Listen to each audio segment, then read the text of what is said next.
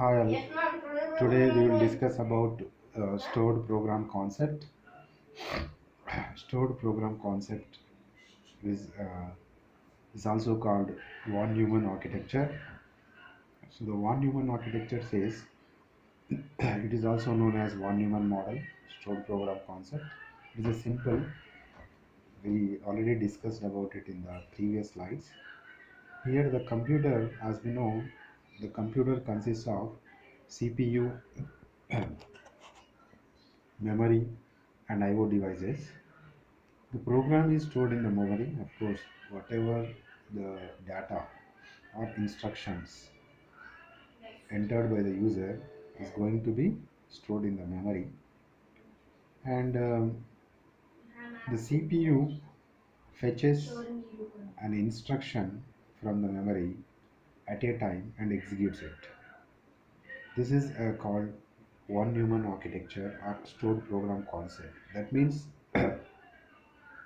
store the program in the memory and fetch one by one instruction by another instruction, and store it stored that is stored from the memory and execute the instruction. Thus the instructions are executed sequentially. So what happens here? The instructions first, who will enter the instruction? The user, using the input or input devices. So those instructions and data are stored in the memory, and each instruction is fetched one by one from the memory. And who will fetch the instructions? The CPU or central processing unit fetches an instruction one by one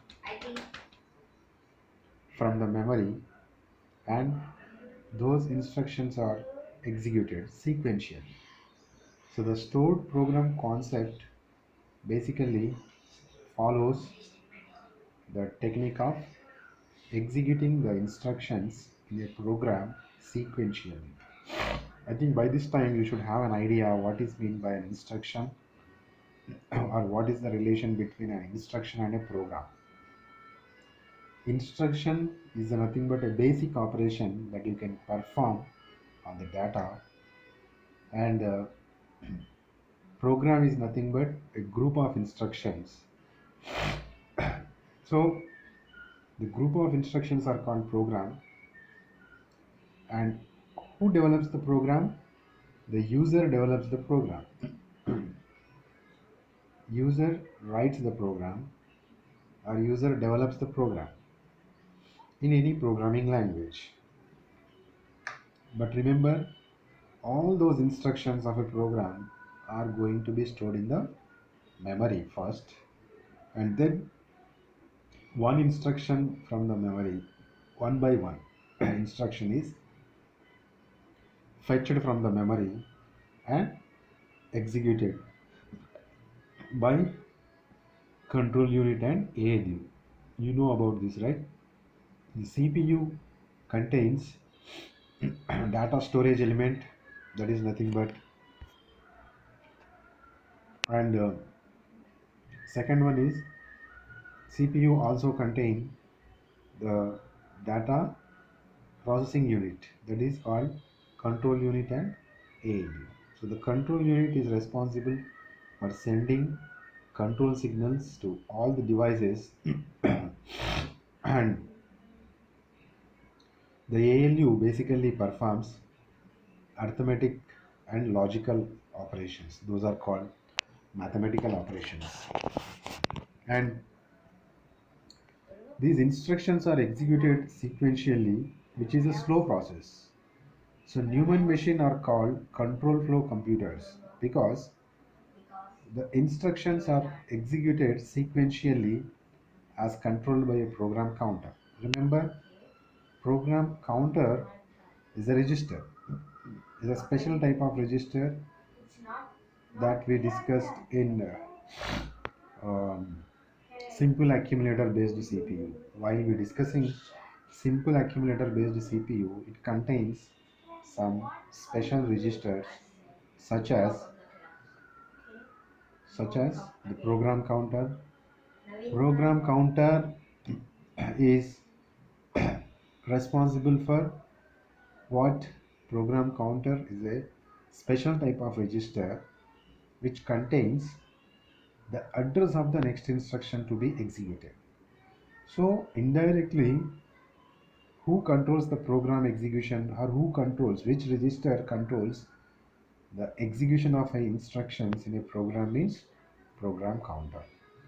So the Newman machine are called control flow computer because instructions are executed sequentially as controlled by a program counter. To increase the speed, parallel processing of a computer have been developed in which serial CPUs are connected in parallel to solve a problem. So if you have one CPU, single CPU system, it takes so much of time to execute all those instructions. If we have a series of CPUs that are interconnected, that are connected in parallel, so that each CPU can execute one instruction independently. So what happens here? This is called parallel processing, and it takes less time to execute a program. So such computers are called parallel computers.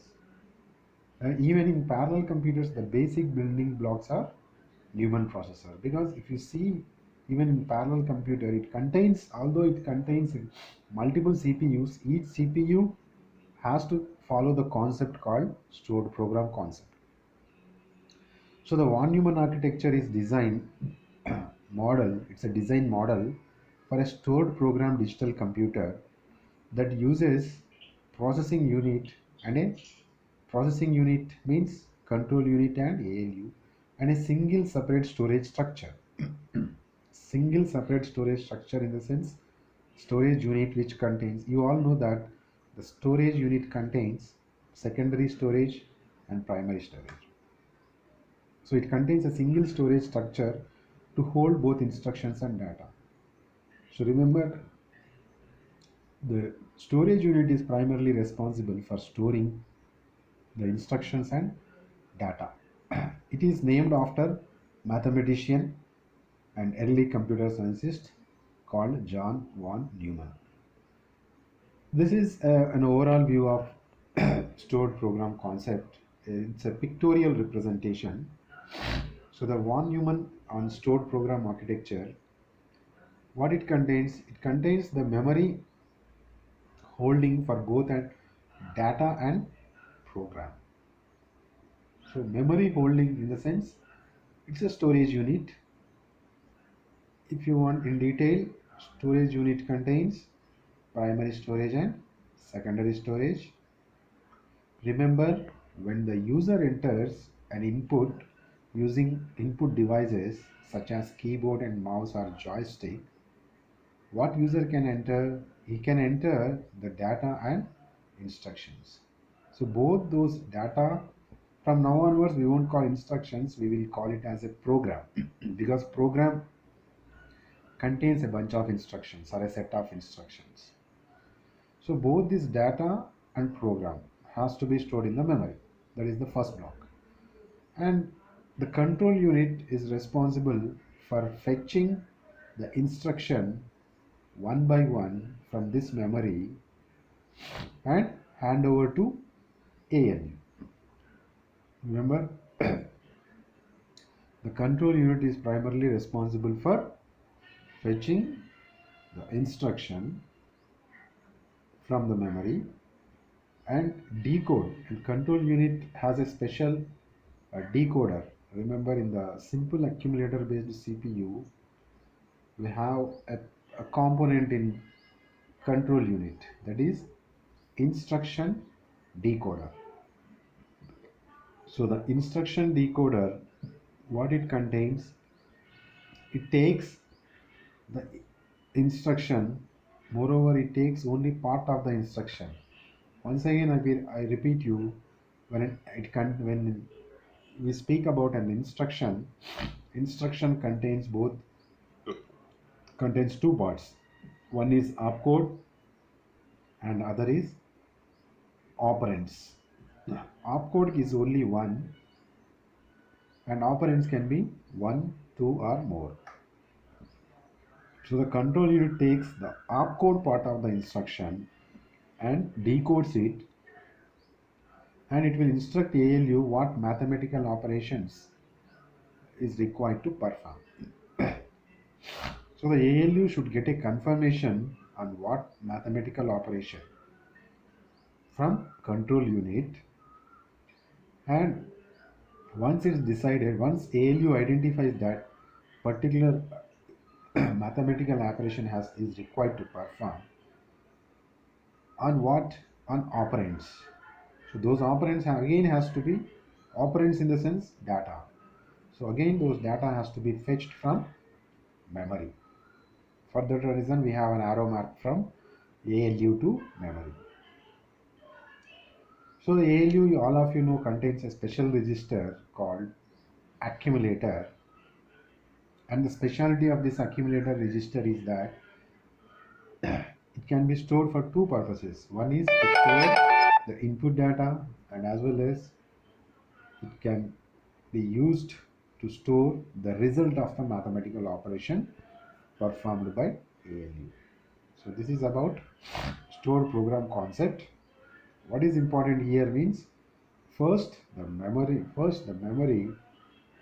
or first the program or data has to be stored in memory and fetch the instructions.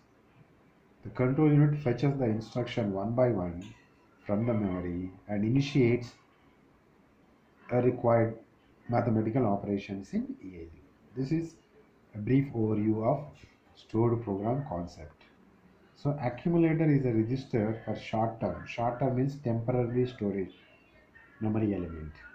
It stores intermediate storage of the arithmetic and logic data in computer CPU.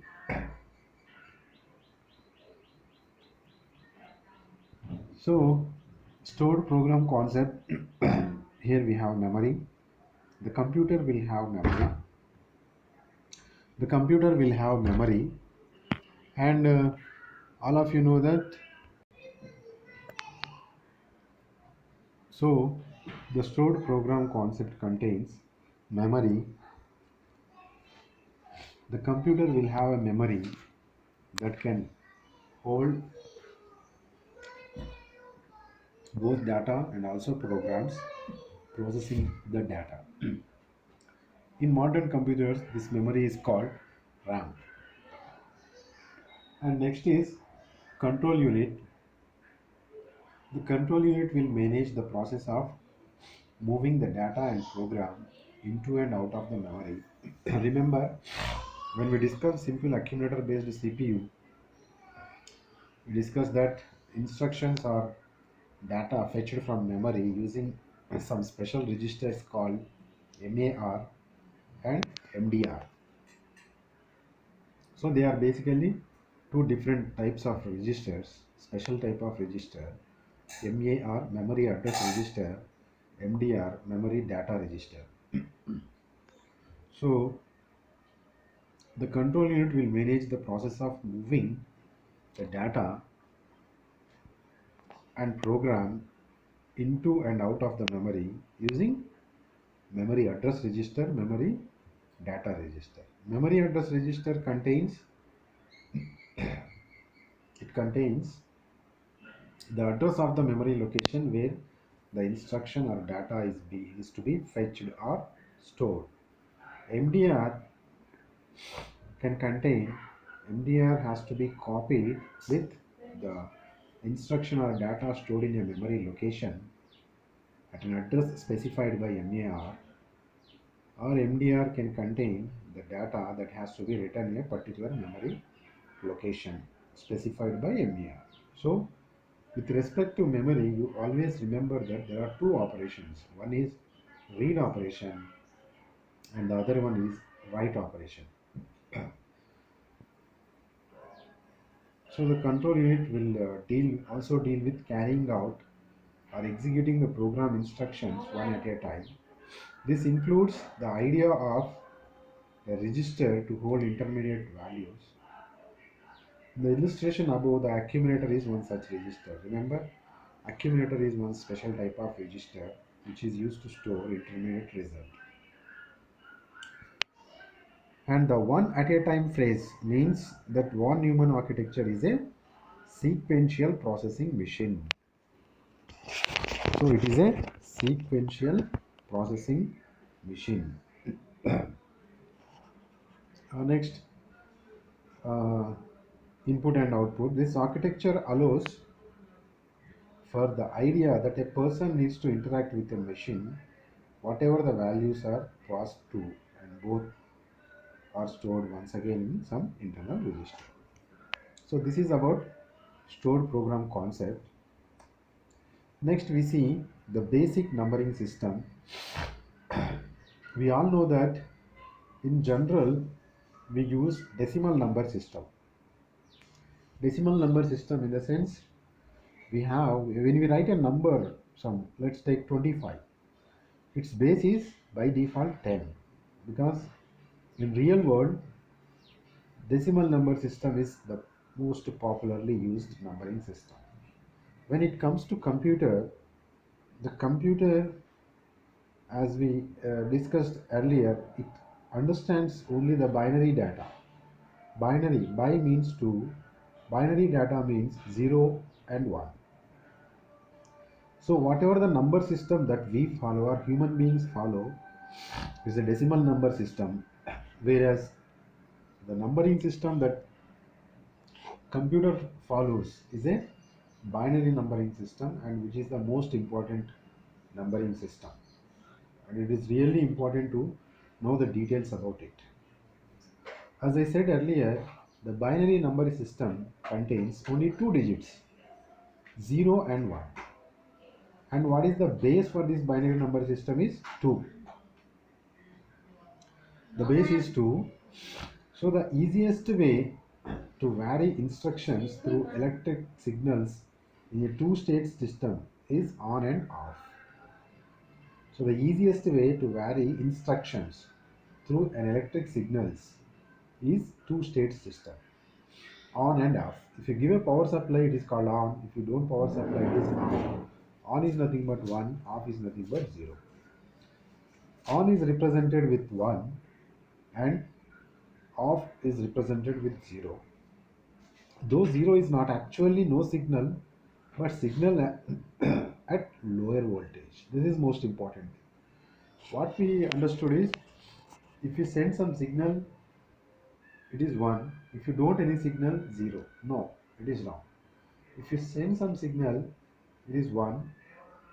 And if you send signal with low voltage, it is 0. The numbering system have just these two digits. What are they? 0 and 1.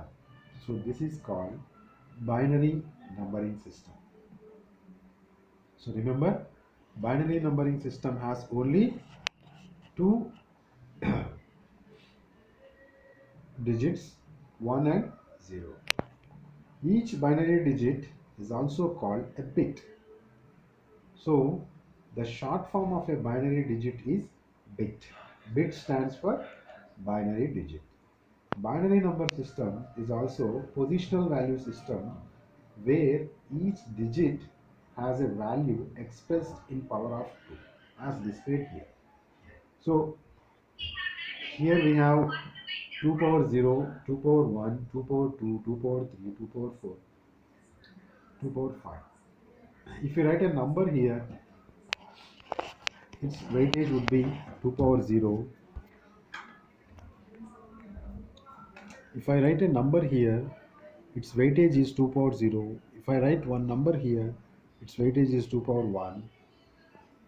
Similarly, if I write a number here, its weightage is 2 power 0, 1, 1. So this is an example of a binary number.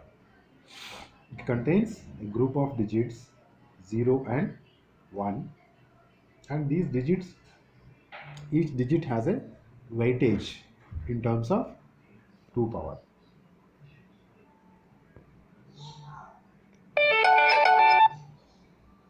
Next, in any binary number, the rightmost digit in the sense this digit, the rightmost digit is called, sorry, the rightmost digit is called LSB and the leftmost digit is called MSB. So in any binary number system, the rightmost digit is called LSB and the leftmost digit is called MSB. LSB stands for LSB stands for least significant. The rightmost digit is called LSB. LSB stands for least significant bit and the leftmost digit is called MSB. MSB stands for most significant bit.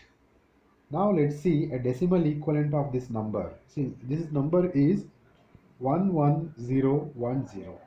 We will see what is its decimal equivalent value. The decimal equivalent of this number is the sum of the product of each digit with its positional value. So remember, I explained about positional value. Positional value, this is 2 power 0, 2 power 1, 2 power 2, 2 power 3 and 2 power 4 is the positional value. Product of a number and its positional value. So 2 power 4 and multiplied by 1, 2 power 3 multiplied by 1, 2 power 2 multiplied by 0. If you do this, you will get a number, decimal number called 26. So this is decimal equivalent of the binary number 11010 is nothing but 26 in decimal numbering system.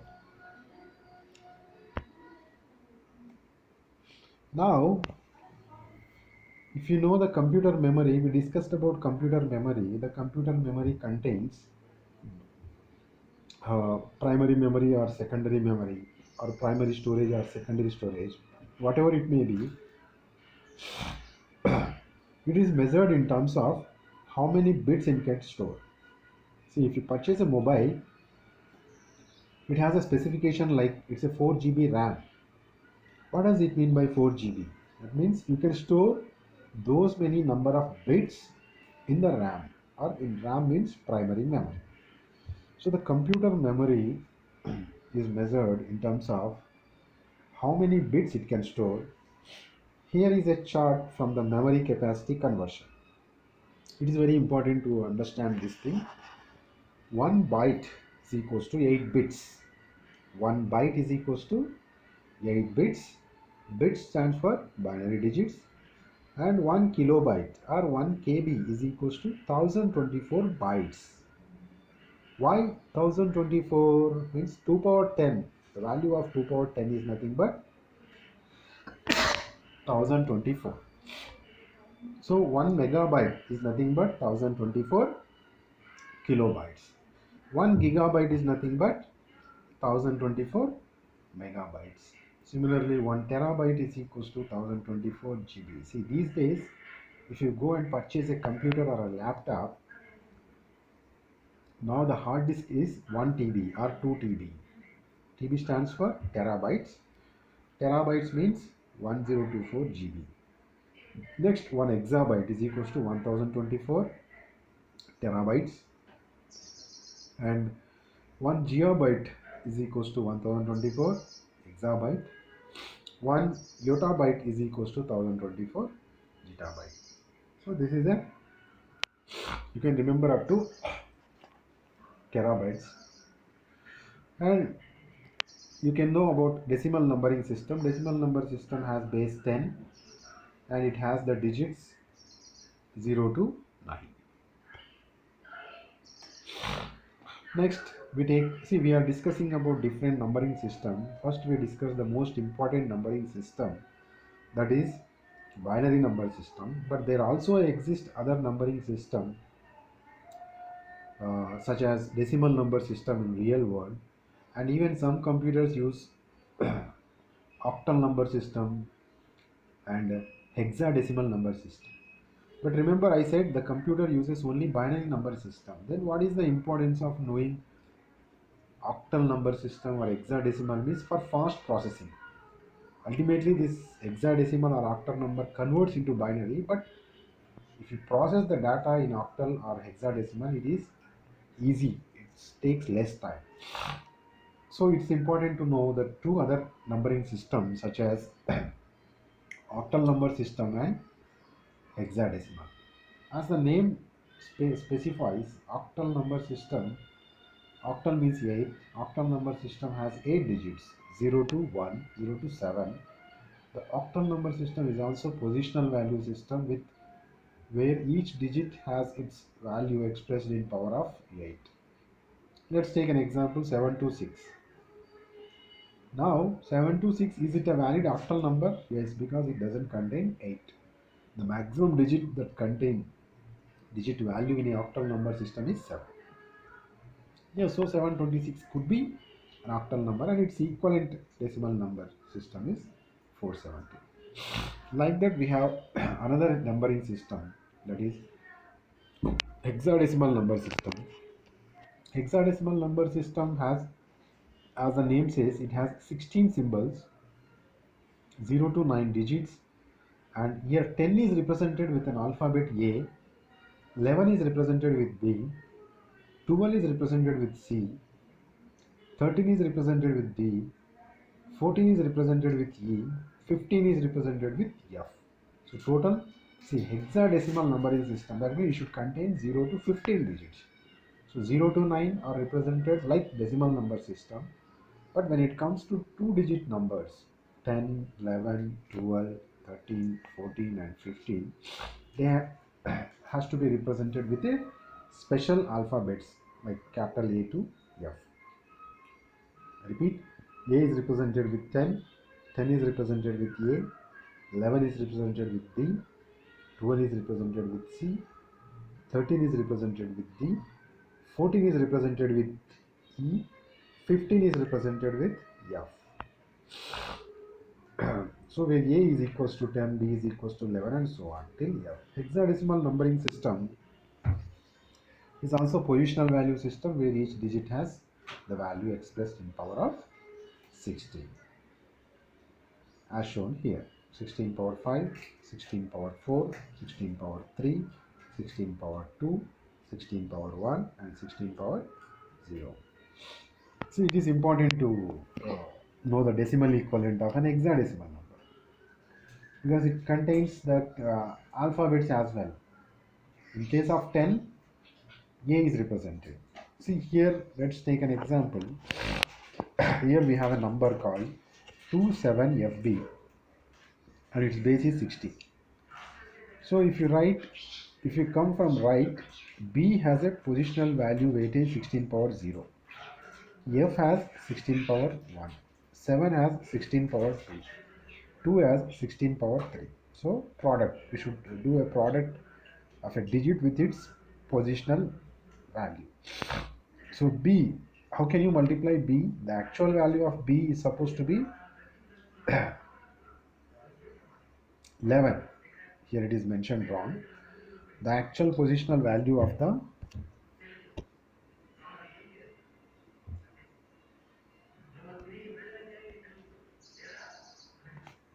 the actual positional value here it is not 10, it is 11 because B is represented, 11 is represented with B.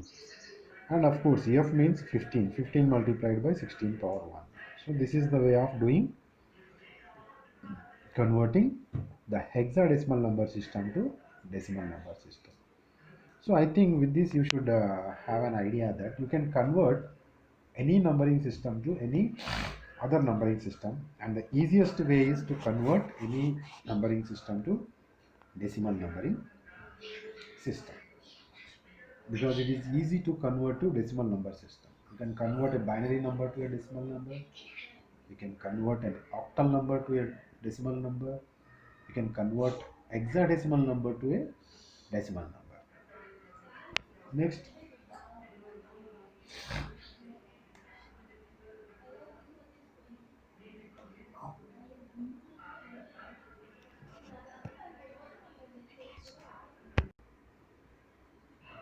Now I will give some problems. You have to do it. Let's take an example. The I have a binary number, that is 10110. So if I want to convert this, the base for this number is 2, and what is its equivalent decimal number system means? How can you do it? By take the number, first write its positional value, 2 power 0, 2 power 1, 2 power 2, 2 power 3, 2 power 4, 2 power 4 into 1. This is nothing but 16 plus anything multiplied 0, 0, 2 power 2, 4, 4 plus 2 plus 0. So the number is 22. That is decimal number system. Okay, fine. Now, how can you convert this binary number to octal number system? Let's take 1011 is a binary number system. How would you convert into octal number system? One way is convert this number into base 10, 2 power 0, 2 power 1, 2 power 2, 2 power 3, that is 8 plus 2 plus 1, that is 11. That 11 in decimal number system. So its value is 11. Now, how will you convert the decimal number to octal number? I'll tell you a simple technique. What you have to do, take 11 and 8 1 ja 8. 8 1 ja 8, and remainder is 3. 8 1 ja 8, remainder is 0. If you do 0 3 1, so this is take from lower to upper, 0 3 1. It is a equivalent number. How can you verify? Once again I am repeating this. I have a number 1011. If I want to convert into octal, first convert into decimal, then see what comes with octal number system. How can you do it? Take 11, 8 1 ja 8, remainder is 3. Again 8 1 ja 8, remainder is 0.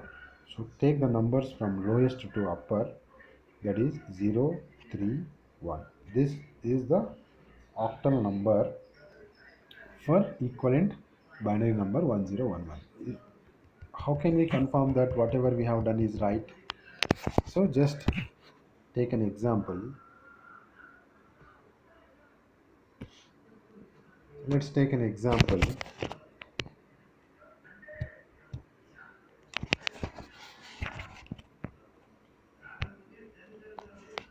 So what I said is it contains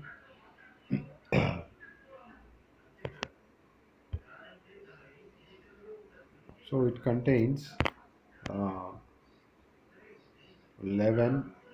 The equivalent of 11 is, I said, 0318. How can you confirm? Just convert into decimal number system, 812. So 8 power 0 is 1, 1 into 1 1. 8 power 2 is 64 into 0 plus. So this is the way of doing.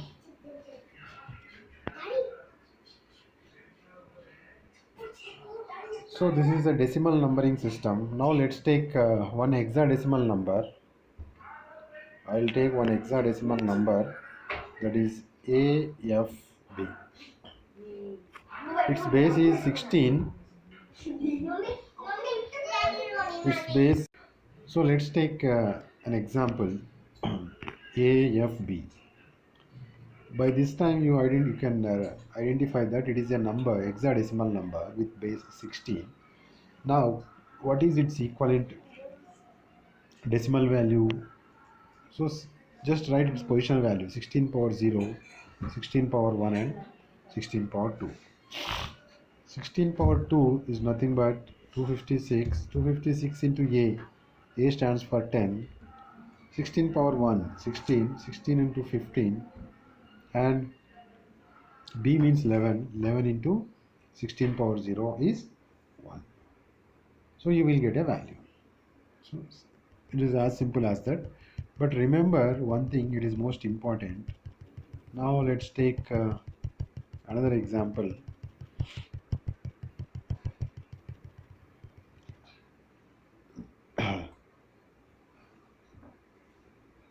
One one zero one one zero one zero one one. It is a very big binary number. So how can you convert into octal number? It is most important thing. Now I am not asking you to convert into decimal number. How can you convert into octal number? There is a simple logic. Group three digits. Since it don't have 3 digits, add 2 zeros. 0 1 1. 0 1 1 means, what is the value of 0 1 1? 3. 1 0 1 5. Again 1 0 1 5 and 1. So 1 5 5 3, the base 8 is the octal number. If you want, you can verify. Like that, if you want to convert a binary number to a equivalent octal number, the logic is group three digits and convert them into octal number. Why three digits? The maximum value that you can do with 3 is 7, not more than that. That is the logic here. Similarly, if I ask you convert this number into equivalent hexadecimal number, by this time you should get that the maximum digit in a hexadecimal is 15. So how can you represent 15 in a binary? Means 4 ones is nothing but 15. So group 4 digits. If you don't have 0 digits, 4 digits, add it. 1011. 1011 means 11. 11 means B. And 0110. 0110 means 6. And 011 is 2. So what is the equivalent hexadecimal number? Means it is 26B. So equivalent decimal number is 26B. Now you can imagine that if I want to do reverse, that is convert this 26B base 16 into binary number. Take this B, convert 6, convert into binary number, 2, convert into binary number. That's it.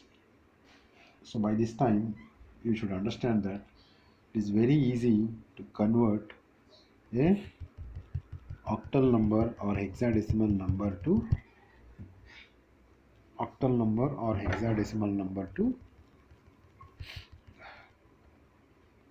binary number. Let's take an example. 533 base 8. What is its equivalent binary number? Take individual digit. 3. 3 is represented 011. 3 is again represented 011. 5 means 101. Base 2. Simple. So it is very easy. Now we have seen that we can convert a binary number to a decimal number, an octal number to decimal number, hexadecimal number to decimal number. And we can also convert a binary number to octal number, binary number to hexadecimal number. We have seen how to convert a binary number to hexadecimal. Similarly, binary number to octal number. And also we have seen how we can convert octal number to binary number, hexadecimal to binary number. So this conversion, everyone should get a clear idea. So let me repeat how to convert the binary number to hexadecimal number. Means you have to group, the logic is group 4 digits. And what is the logic of converting binary number to octal number? Means group 3 digits. If somebody asks you why it is required to convert 3 digits for octal number, means the maximum 3-digit binary number, 3-digit binary number is 7. And of course octal number won't have the digit more than 7. Similarly, if a binary number has to be converted into hexadecimal, you have to group into 4 digits, because the maximum 4-digit binary number is 15, and you know that hexadecimal doesn't have a digit more than 15. This is a simple logic that you should remember while converting one numbering system to another numbering system.